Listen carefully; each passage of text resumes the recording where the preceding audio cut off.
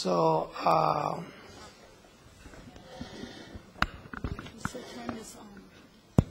okay, I see the media man out there trying to set us up. Okay, whoever wants to ask questions, okay. Dr. Farhad. First of all, I thought these were three excellent papers. Thank you so much. I have a question from Dr. Livin specifically. We in the social sciences, as you know, think that the closest thing to a law in social science is the relationship between literacy and female fecundity. Now, what is in Iran, to what extent the dramatic increase in literacy has actually affected a balanced population growth and tremendous reduction from the war years? Okay, would you like to answer the question directly? Or? I think it's a very important factor, and I base myself on the comments of the numerous Iranian demographic studies that we have. I don't claim to have any expertise in this. I think it's very important. I think that what you see in the rural areas of Iran are really remarkable changes, both in female literacy rates and in the family size and so on. Just let me add one thing that really intrigues me that comes from this.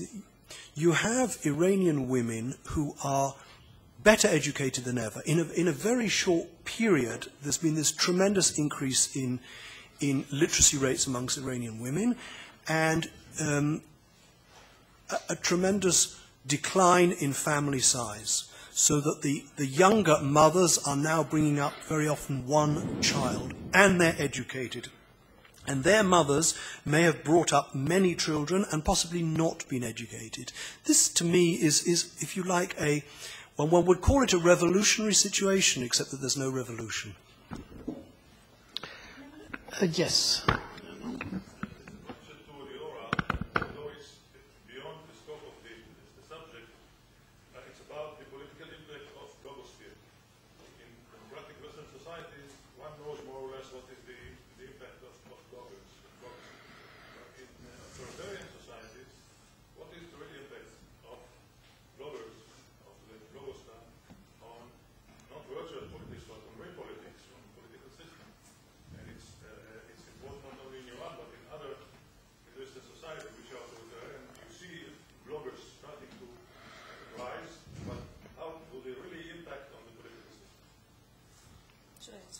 Yes.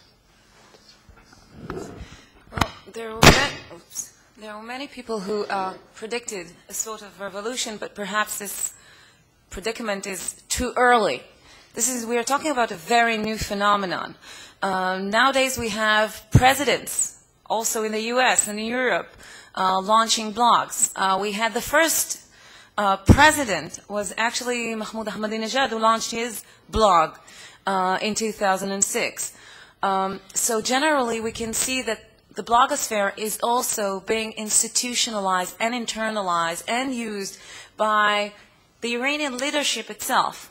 We have Iranian blogs nowadays endorsing the presidency, the election in Iran. We have all sorts of polls and surveys about the elections, according to which there is a certain, I'm not going to mention names, of course, but they point to a certain person who will probably continue to serve as the next Iranian president, but I didn't say who. It is still very, very, very young and early to say whether they'll be able to have a long-term effect. And we have to remember that on the one hand, the regime is trying to restrict the self-expression in the blogosphere and increase its own voices on the blogosphere. There is a scanning going on by the Iranian regime, just eliminating all sorts of posts online that do not concur with the Iranian regime policies. So it's amazing. You can see one post in one day, and once it catches headlines in the Western media, and then they take it off. So it's a very interesting and complicated process. Okay, Dr. Milani, did you want to ask a question?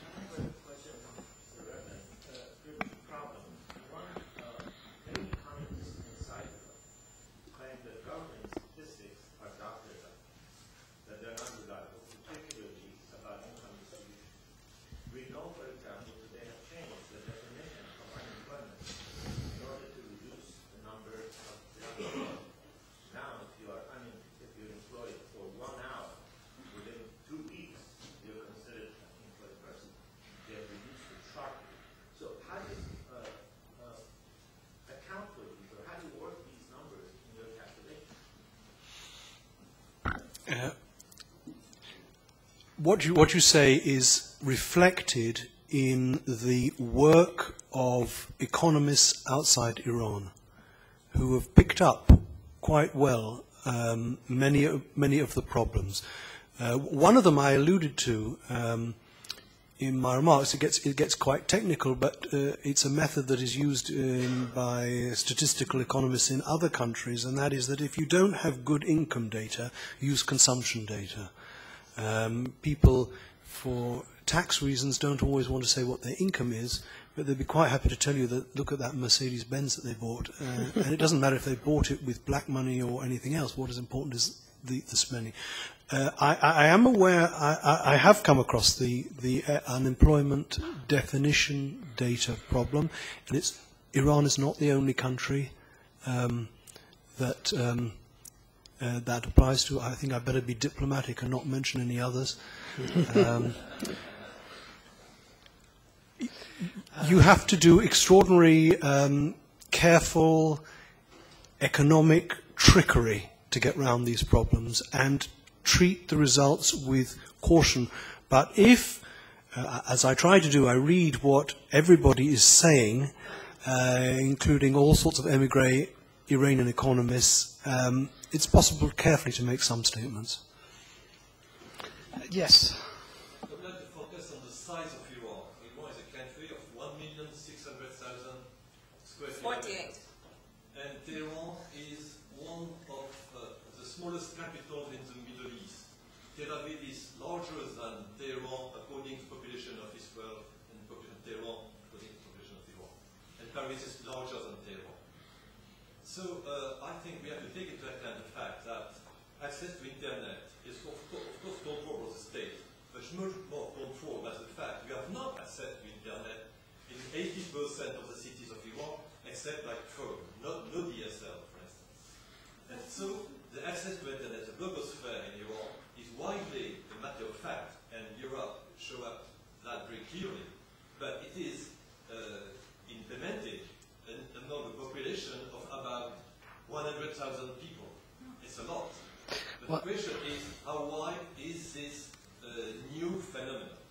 Well, I'll leave the speakers here to describe it. I just wanted to say that one of the maps that Leora showed is from the Berkman Center study of Internet, and it's not correct to say that the access to Internet is only in Tehran, but there are Internet coverage all throughout Iran, and so it is actually widespread and much more than the Arab countries. And keep in mind that it does not practice China's firewall. So there is, the government might be able to monitor and manipulate, but there is no direct China wall. I just want to add something. Please. Sure. Although the IDSL is limited by the authorities, or at least the ISPs were instructed to limit the access to internet cafes and private users, they are not necessarily doing that if you pay. They say that they do, but they don't, for a fact. All universities and technological institutions are not limited in terms of the megabytes that they are able to download or to surf. So we're talking about highly educated population with extended youth, so they do have access. Maybe it's not as free as we would like it to be, or as we have it in other Western advanced countries, but it is still very, very much advanced, and it was just till this year that Iran was leading in terms of the number of internet users. From this year on, it's actually Turkey taking the first place. But does it prevent Abedullah to be re-elected by other people having not accepted that? Maybe we shouldn't have like political expectations from every new phenomenon that we encounter. Brandon, yes. Dr. Rimon, you alluded to a potential liquidity crisis looming on the horizon for Iran.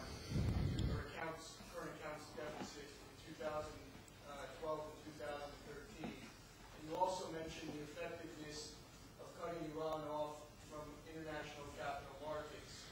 I wanted to know if you had any thoughts, perhaps, on additional sanctions that the international community could potentially consider that would make the liquidity crisis even more severe to the point where Iran might consider different possibilities as a result of the severity of access to capital. Let me just be sort of analytically honest to my profession. If the balance of payments is in surplus, then a country doesn't have to go to international capital markets and borrow money. So if Iran can organize things so that the income that it gets from its oil covers the costs of the imports that it needs, then it doesn't have to worry about the fact that international financial markets are becoming much more hostile. Okay.